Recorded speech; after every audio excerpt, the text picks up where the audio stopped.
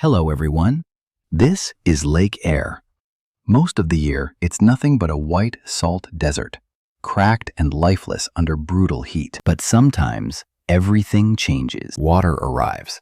The desert turns blue. Birds flood the sky. And suddenly, Australia's driest heart looks like an inland sea. From above, Australia is a continent of extremes. The coasts are greener and more livable, but the interior is sun-bleached, arid, and vast. This isn't just geography.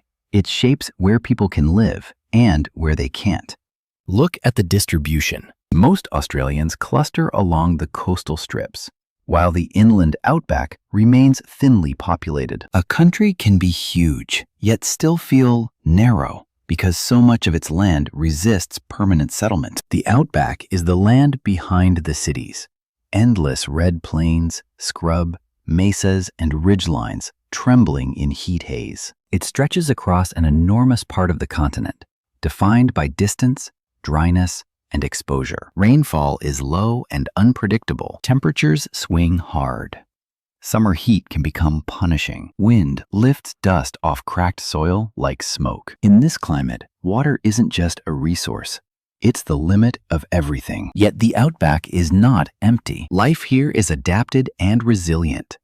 Kangaroos, emus, birds riding thermals above tiny water holes. And beyond ecology, this land holds deep meaning for Indigenous Australians, whose connection to country goes back tens of thousands of years. Economically, the interior still matters. Vast cattle stations, iconic tourism landscapes, and remote mining operations that feed Australia's export economy. But every one of those activities is ultimately constrained by the same thing: water. That brings us back to Lake Eyre. Most of the time, it's a blinding salt pan, flat, white, and hostile. But when rare, heavy rain falls far away in the north and east, water begins a long journey through inland rivers and channels until the desert finally receives it. And that creates the question that has haunted Australia for more than a century. What if this water could be made stable? What if Lake Eyre could be kept filled more often, or even permanently, forming a true inland sea? Long before modern engineering, people believed the continent's center hid a great sea. Explorers pushed into the interior searching for it, crossing dunes and heat that seemed endless. Then came the era of plans, not myths, blueprints. If the outback was the problem, some believed engineering could be the answer. The dream sounded simple: move water inland, spread it through canals, and green the desert. Turn the harsh interior into a new economic frontier. But the desert has a brutal counter-argument: evaporation. Under extreme heat, water vanishes fast. A huge inland lake could behave less like a permanent resource and more like a giant machine that continuously eats water. And the second promise, more rain, was far less certain than it sounded. Moisture can evaporate, but winds can shear it away, dispersing it across vast distances rather than dropping it where planners want it. Then there are the ecological costs. Taking water from one river system reshapes everything downstream: wetlands, fisheries, habitats, and communities that depend on those flows. And in the Lake Eyre Basin itself, the land is not empty space on a map. It includes traditional country with cultural meaning and legal rights. So the question isn't only can we build it, but should we?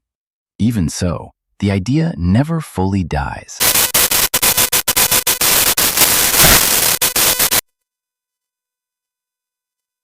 Today, the most modern version often sounds like science fiction. Desalinate seawater on the coast, then pump it hundreds of kilometers inland through giant pipelines, creating an artificial lake in the desert. But when you zoom out, reality returns. The costs, the energy demand, the maintenance, and the persistent salinity problem. Because any inland basin without an outlet tends to accumulate salt over time. To understand why this keeps coming back, you have to see the geography. Lake Eyre sits in a vast depression in the interior. When it is dry, it looks like infinity. Flat white land under blinding sun. Up close, the surface cracks into polygon patterns, and even a single trail of footprints can make the place feel overwhelmingly empty. Wind can sweep salt dust across the pan, turning the landscape into something that feels almost extraterrestrial. But then the first water arrives.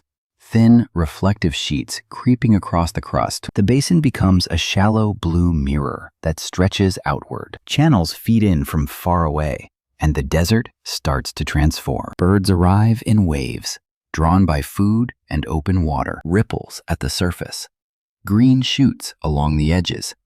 The ecosystem waking like it was only sleeping. In the shallows, large water birds gather, breeding and nesting when conditions are right. One of nature's most dramatic reminders that the Outback is not dead, only waiting. And in moments like this, the inland sea no longer feels like fantasy. It feels like a glimpse of an alternate Australia, one where the interior holds water, life, and maybe even cities. That's why the myth of an inland sea appeared on old maps, and why people once traced the continent's center with hope. Expeditions set out with supplies and confidence. Many returned with the same conclusion. The sea was not there, only dunes, heat, and distance. So the next idea was to cut a canal from the coast, bring the ocean inland. But terrain matters. Elevation differences can turn a canal dream into a pumping nightmare, with costs exploding before the first drop arrives. Then came the most famous nation-building blueprint era, the Bradfield vision of dams, tunnels, and channels on an immense scale. Supporters pointed north. Tropical rivers carried huge volumes of water to the sea, and they asked, what if some of that could be redirected? The Great Dividing Range became the symbolic barrier to conquer. Green mountains on one side, red interior on the other. Tunnels, channels, and dam walls. Engineering that could, in theory, move water through rock and across ridges. And once water is flowing inland, the Outback stops looking like a boundary and starts looking like a frontier. Hydropower, irrigation, and a new inland economy. Farmland in places that used to be dust. Newspapers and public imagination framing it as greening the desert. For farmers staring at parched land, it sounded like salvation. In tense times, it was even cast as strategy. Populate the north, strengthen resilience, reshape where people live. But scientific scrutiny hit hard. Calculations, basin size, flows, losses, numbers that don't bend to optimism. Evaporation in the interior is relentless. Heat can swallow surface water at terrifying rates, and the scale mismatch is brutal. A thin river thread versus the demand of an enormous inland basin. Keeping such a sea alive would require massive pumping infrastructure, an expensive system that never gets to finish because the desert never stops taking water back. And so, once again, the plans are rolled up. The dream is paused, still inspiring, but no longer convincing enough to build. Yet drought keeps reopening the debate, decade after decade. New dam proposals return with modern engineering and modern budgets. And those budgets tend to grow fast until politics and economics pull the brakes. So governments often pivot towards smaller, more practical networks, modest reservoirs, upgrades, and flexible water systems that actually get built. Desalination paired with solar power becomes part of the conversation.